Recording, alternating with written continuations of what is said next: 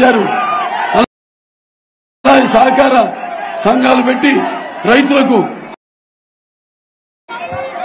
అందరికీ కూడా అన్ని ఒకే చోట లభ్యమయ్యేటట్టు వాళ్ళ అవసరాలన్నీ కూడా వాళ్ళ పరికరాలన్నీ కూడా అలాంటి విప్లవాత్మకమైన ఎన్నో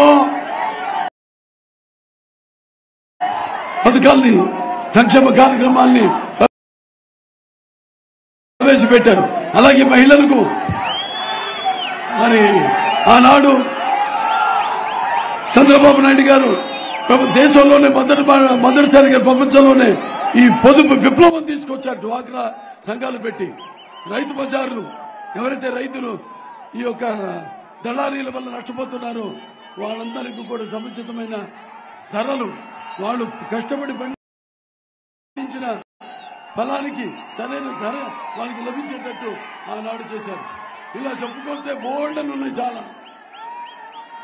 మరి ఈనాడు చూస్తున్నాం మనం. ఇవాళ మరి మీరు తెలుసుకోవాల్సింది ఒకటి ఉంది. మీకు అభివృద్ధి కావాలా, అరాచకం కావాలా, లేకపోతే మీకు సంక్షేమం కావాలా, లేకపోతే మీకు విధ్వంసం కావాలా, లేకపోతే మీకు ఒక రాక్షసుడి పాలన కావాలా, లేకపోతే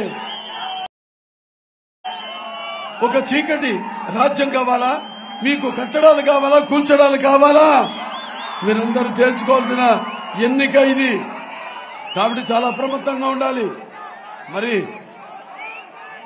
జగన్ ఏమంటున్నాడు? అన్ని కలుపుల్ని కబుర్లే, మాటల మాంత్రికుడు.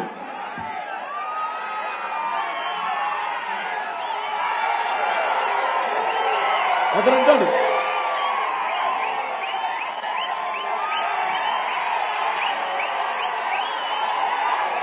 నేను మాట తప్పనని. మరి రాష్ట్రాన్ని అంతా మంటగాలు వేశాడు.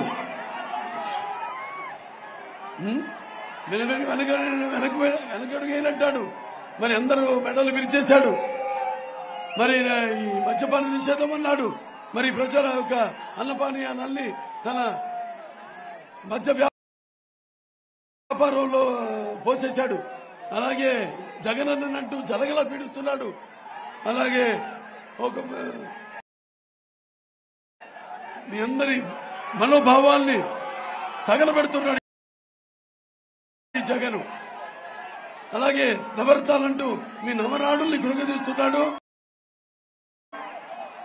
అలాగే నేనున్నానంటూ అవును నువ్వు ఉంటే ఎంత క్రూరత్వం, దుర్మార్గం, దగ, మోసం ఉంటుందో నిరూపించాడు. అలాగే ఇక దళితులకు అండగా ఉంటానని చెప్పి వాళ్ళ చావులతో తన ఆకలి మంటలు ఆర్పుకుంటున్నాడు ఈ జగన్. వాళ్ళ అక్క చెల్లెలు నా అన్నదమ్ములంటూ వాళ్ళ ఆస్తిలో హక్కడుగుతున్నాడు ఈ జగన్.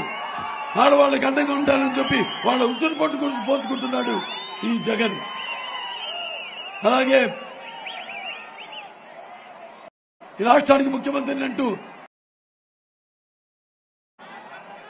ఈ కంత్రి పాలన చేస్తున్నాడు ఈ జగన్. న్యాయం చేస్తానని నయవంచకుడిగా తయారడి ఈ జగన్. అలాగే అన్నిటి విషయాలు ధరలు చూస్తే ఆకాశానికి అంటుకున్నాయి. మన ఆర్టీసీ పన్నుల రేట్లు అయితేనేమి, లేకపోతే విద్యుత్ ఛార్జీలు అయితేనేమి, పెట్రోల్ ధరలు అయితేనేమి, డీజిల్ ధరలు అయితేనేమి అన్ని కూడా ఆకాశానికి ఉంటున్నాయి. ఈ రైతుల వ్యవస్థను తీసేసి మరి రైతులు ఇవాళ అప్పుల్లో, ఆత్మహత్యల్లో మన దేశంలోనే మొదటి స్థానంలో నిలబెట్టాడు ఈ జగన్.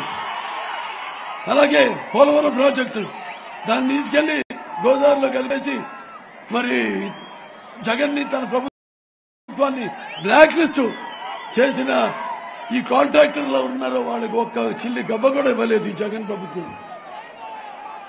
అలాగే ఇక చెప్పుకుంటూ పోతే ఎన్నెన్నో అతని దుర్మార్గాలకి, అతని అవినీతికి, అతను దగా మోసానికి, అసలు శిశుపాలుడికి ఎలా 100 తప్పులు నిండితే గాని అతనికి సరైన శిక్ష పడలేదో అలాగే వాళ్ళ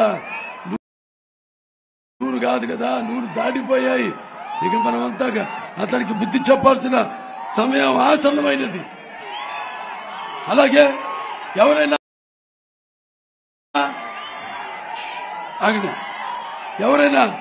అతని